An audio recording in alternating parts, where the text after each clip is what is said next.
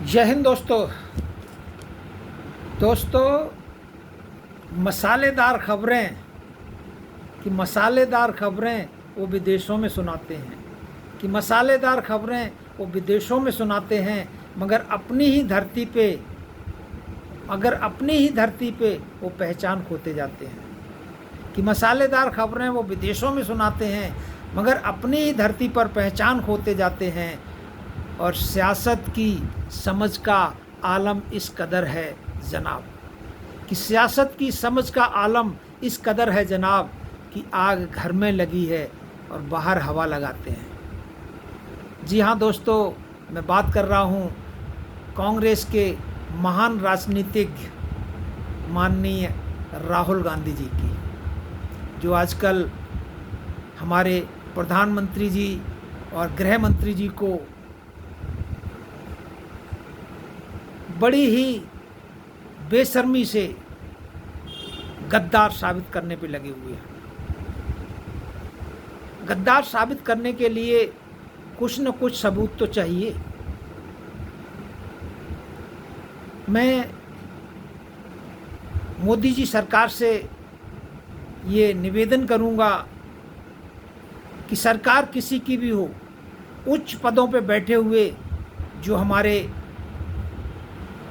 प्रधानमंत्री, गृह मंत्री, सेनाध्यक्ष, राष्ट्रपति, इनके बारे में अगर कोई ऐसे शब्द इस्तेमाल करता है तो उसको कड़ी से कड़ी सज़ा का प्रावधान होना चाहिए।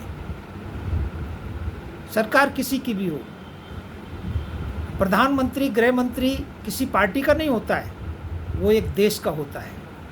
इसमें देश की बेइज्जती होती है। अब मैं सबूत देता हूँ गद्दारी के।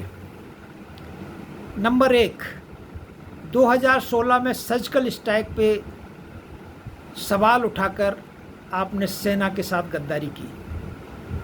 2017 में राफेल सौदा पर भ्रष्टाचारों के आरोप लगाकर आपने उस सौदे को डिरेल किया, जिससे आप हमारे देश की सेना को राफेल बहुत देरी से मिला। तीसरा, जब 2017 में ही डोकलाम के मुद्दे पर जब चीन की और भारत की सेना आमने सामने थी, उस समय रात में आपने चुपके से चाइना के राजदूत से मुलाकात करके देश के साथ गद्दारी की। अब मैं बात करूंगा आपके परिवार के और लोगों की गद्दारी की।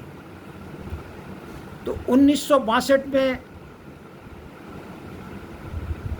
नेहरू जी ने 38,000 स्क्वायर किलोमीटर ज़मीन चाइना को दे दी।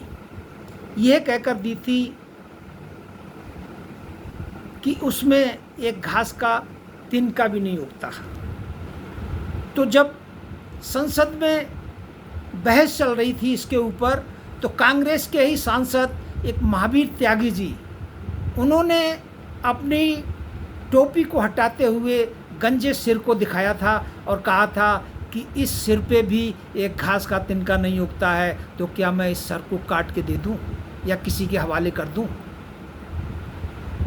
तो दोस्तों, ये थी गद्दारी। 1974 में इंदिरा जी ने कच्छाद्वीप द्वीप श्रीलंका को एक समझौते के तहत दे दिया, जो मछुआरों के लिए बहुत ही लाभदायक था। और आज हम उस द्वीप को खो के आज बहुत ही सामरिक दृष्टि से उसे खोया हुआ मान रहे हैं। श्रीलंका के सबसे नज़दीक द्वीप होने की वजह से ये सामरिक दृष्टि से हमारे लिए रक्षा के हिसाब से बहुत ही प्रशंसनीय था। दोस्तों, बोफोर्स घोटाले में जो अपराधी था क्वात्रोची, जो राहुल गांधी जी के परिवार का बहुत ही करीबी था, उसको आपने रातों रात भगा दिया। ये गद्दारी आपने देश के साथ की थी। और भोपाल गैस कांड, मुझे याद है इंदिरा जी के हत्या के बाद 1 महीने के बाद 2 या 3 दिसंबर को 1984 में भोपाल गैस कांड हुआ था। 2-3 तारीख की रात को, जिसमें यूनियन कार्बाइड कंपनी जो थी अमेरिका की, उस कंपनी के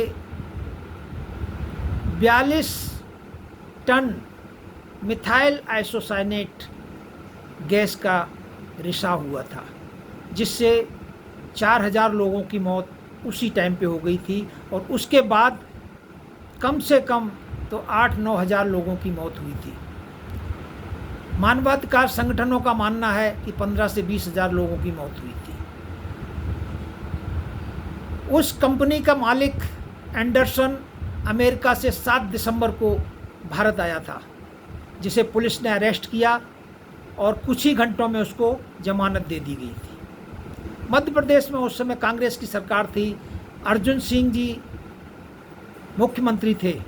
उन्होंने अपने विमान में बिठा के उस एंडरसन को दिल्ली भेजा चुपके, और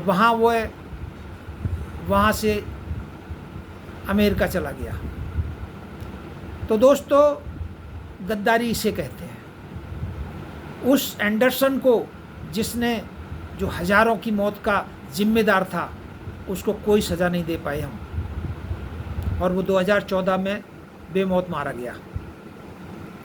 तो दोस्तों, किसी पर इल्ज़ाम लगाने से पहले अपने गिरेबान में झांकना जरूरी है।